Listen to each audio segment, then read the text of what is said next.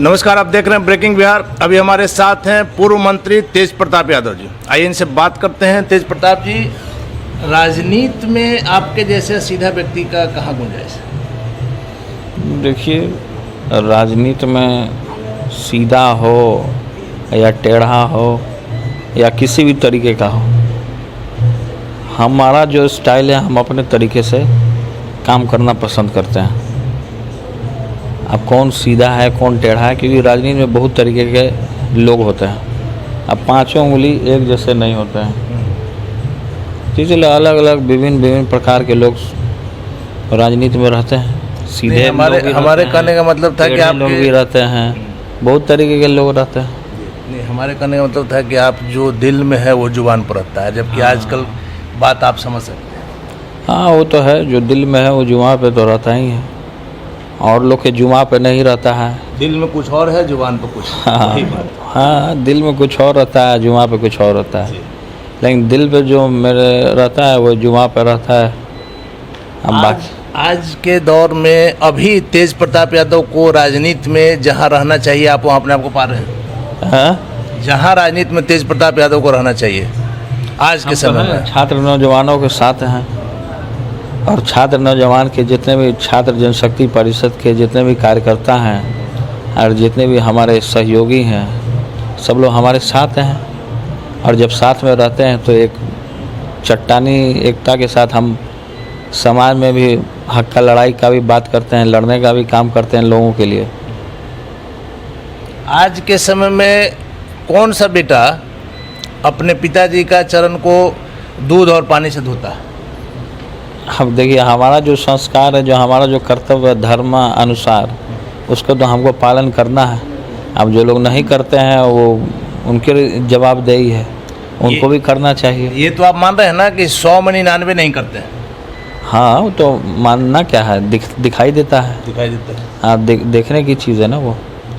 तेज प्रताप जी, अब आएंगे आज जो चुनाव हुआ। देखिए, उपचुनाव जो हुआ वो तो जनता पर निर्भर है कि किसको जनता चुनती है, किसको बेहतर विकास करने वाला पुरुष को चुनती है, तो जनता देख ही रही है। नहीं, हमने इसलिए कहा कि लालू जी की सभाओं में जिस तरह से भीड़ उमड़ी, आपने देखा होगा, विरोधियों की हालत खराब है। देखिए, पहले तो भीड़ नहीं जुट रहा था, और खासकर अगर बात कहा जाए तो कि जब से पिताजी आए हैं जी, और जो उपचुनाव जो चल रहे हैं तो उसमें दोनों जगह जो भीड़ तो उमड़ी है। भीड़ तो ऐसी उमड़ी है कि अब उसमें क्या करना है, अगर वो वोट में हाँ तब्दील हो जाए। हाँ, तो वोट में तब्दील हो गया होगा आज हो गया होगा। इसी बीच में कुछ दिनों से आप देख रहे हैं कन्हैया भी बिहार के पॉलिटिक्स में ज़्यादा एक्टिव हैं, उनके विषय में आप क्या कहेंगे? देखिए, मैं उनको उतना मैं ठीक तरीके से जानता नहीं हूँ। हाँ, जानता हूँ वो तिरंगा झंडा का अपमान करने का काम किया था उस आदमी ने, और देशद्रोह का भी उनके ऊपर मुकदमा है। तो ऐसे देशद्रोहियों के बारे में मैं कुछ कहना नहीं चाहता हूँ, क्योंकि मैं अगर कहूँगा तो फिर वो गलत हो जाएगा। इसलिए मैं इन लोगों के ऊपर कोई कमेंट किसी भी तरीके का क्योंकि ये राजनीतिक रोटी सेकने के लिए इस तरीके का काम करते हैं, तिरंगा झंडा का अपमान करेंगे ताकि ये हाईलाइटेड हो जाए। तो ऐसे हाँ, चर्चा में बने रहने के लिए ये इस तरीके का काम ये लोग काम करते हैं। और जहाँ तक की बात की जाए कांग्रेस का कि कौन क्या किया, कांग्रेस के लोगों ने हमारे पिताजी का भी पुतला फूंकने का काम किया, जबकि 70 सीट विधानसभा में उन्होंने देने का काम किया था। तो वो राजनीति का लड़ाई है, क्या नहीं है, इस तरीके का काम नहीं करना चाहिए था। अगर राहुल गांधी जी ने आधा देश अगर नहीं फाड़े होते तो हमारे पिता शायद जेल नहीं गए होते। तो इसलिए इन लोगों का शुरू से ही मोटिव रहता है कि बीजेपी ही कांग्रेस है, कांग्रेस ही बीजेपी है। महात्मा गांधी जी ने जब कांग्रेस का निर्माण किया था तब महात्मा गांधी जी ने यह भी कहा था कि आज़ादी की जब लड़ाई हो जाएगी तो कांग्रेस को डिसॉल्व कर देना है, ख़त्म कर देना है कांग्रेस को। तो इन्होंने कांग्रेस को डिसॉल्व नहीं किया, इन्होंने चलाने का काम किया। तो इन्होंने महात्मा गांधी का भी राहुल गांधी जैसे लोगों ने अपमान करने का काम किया है। चिराग पासवान जी की सभाओं में बहुत भीड़ उमड़ रही है, आप देख रहे हैं, उनको आप बिहार की राजनीति में कहाँ पा रहे हैं? देखिए, अब तो फिलहाल एक ही मेरे नज़र में नेता है, आदरणीय श्री लालू प्रसाद यादव। मैं तो केवल उन्हीं को अभी देख रहा हूँ। नहीं तो लालू जी का आशीर्वाद भी चिराग ने पाया है। हाँ, वो ठीक है, लेकिन हम तो उनको फॉलो करते हैं ना, और बाकी किसी नेता को मैं नहीं तवज्जो देता हूँ, मैं किसी को नहीं मानता। एक आखिरी सवाल है कि आप राजनीति के साथ साथ धार्मिक मोर्चे पर, सोशल मुद्दे पर भी काफ़ी एक्टिव रहते हैं। इसी में आपने एलआर कंपनी का भी निर्माण किया है, उसमें कुछ नया सुनने में आया है आप करने वाले हैं? देखिए, वो फॉर्म तैयार हुआ है किसान भाइयों के लिए, और हमने इसमें जैसे कि फॉर्म इसमें बहुत तरीके के है, हमने मैन्युफैक्चरिंग भी किया, अगरबत्ती का भी शुरुआत किया। तो ये सब जैसे कि जो सरकार ने वादा किया था लोगों से कि हम रोज़गार देने का काम करेंगे, 19 लाख रोज़गार देंगे, 20 लाख रोज़गार देंगे, तो हम लोगों ने भी उससे पहले जब बोला था कि 10 लाख लोगों को रोज़गार देने का काम करेंगे, नौजवानों को हम लोग देने का काम करेंगे जब अपनी सरकार बनते हैं, अपने मुख्यमंत्री बनते हैं। तो किसी न किसी कारणों से नीतीश कुमार जी ने ठगने का काम किया और हमारे जीते हुए लोगों को हरवाने का काम किया गया था ज़बरदस्ती। नहीं तो आज हमारी सरकार रहती, हम सत्ता में रहते और नौजवानों को पहला कलम से हम रोज़गार देने का काम करते। तो रोज़गार के नाम पे अब तो जनता पूरे तरीके से हार चुकी है, थक चुकी है। अब इनका दाल गलने वाला नहीं है और वो जवाब मिलेगा जो उपचुनाव जो चल रहे हैं। एलआर कंपनी का हमने इसलिए जिक्र किया कि ऐसा सुनने में आया है कि आप किसानों से एकदम डायरेक्ट सामान लेकर के और उसे ज़रूरतमंदों के बीच में एकदम मतलब कम प्रॉफिट लेकर देना है।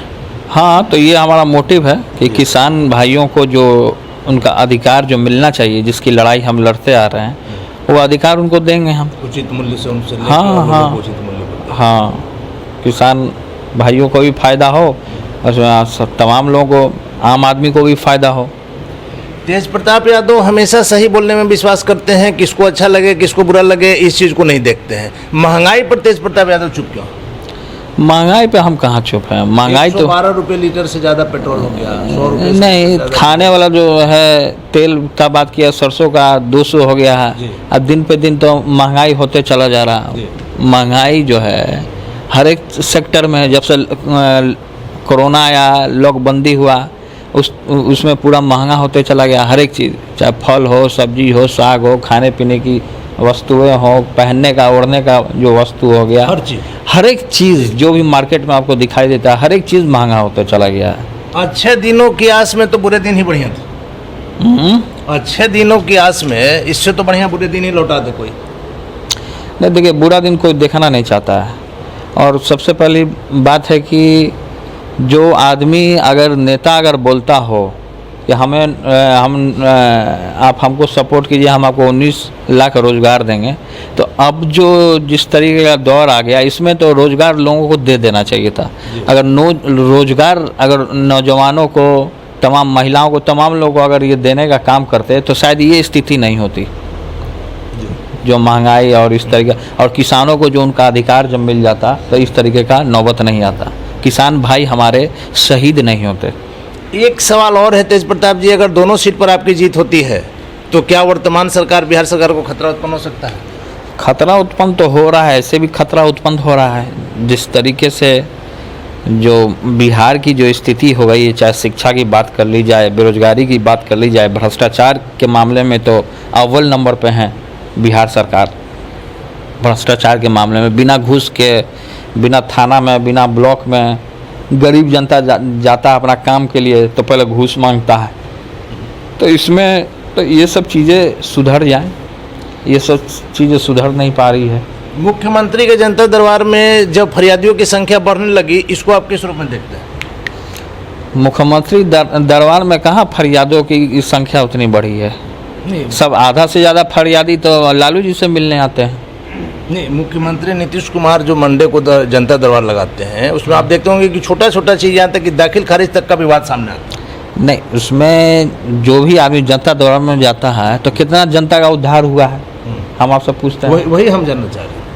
वहाँ केवल टीवी के लिए उद्देश्य होता होगा, चैनलों के लिए उद्देश्य होता होगा कि उनका चेहरा कैसे चमकाया जाए। वहाँ कुछ किसी कार्य का कार्य के लिए नहीं होता है, वो कार्य के लिए है ही नहीं। कार्य के लिए तो आदरणीय लालू प्रसाद यादव जी का जनता दरबार है, तुरंत एक्शन लेने के लिए हमारा जनता दरबार है।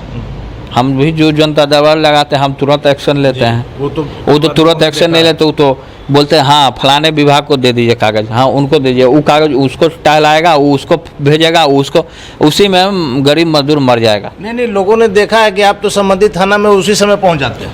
हाँ, हम तो ऑन द स्पॉट पहुंच जाते हैं जी। तो ये खूबी नीतीश कुमार जी में कैसे आ सकती है? नहीं आ सकती है ना। सब तरीके का नहीं हो सकता है, पांचों उंगली एक जैसा नहीं हो सकता है।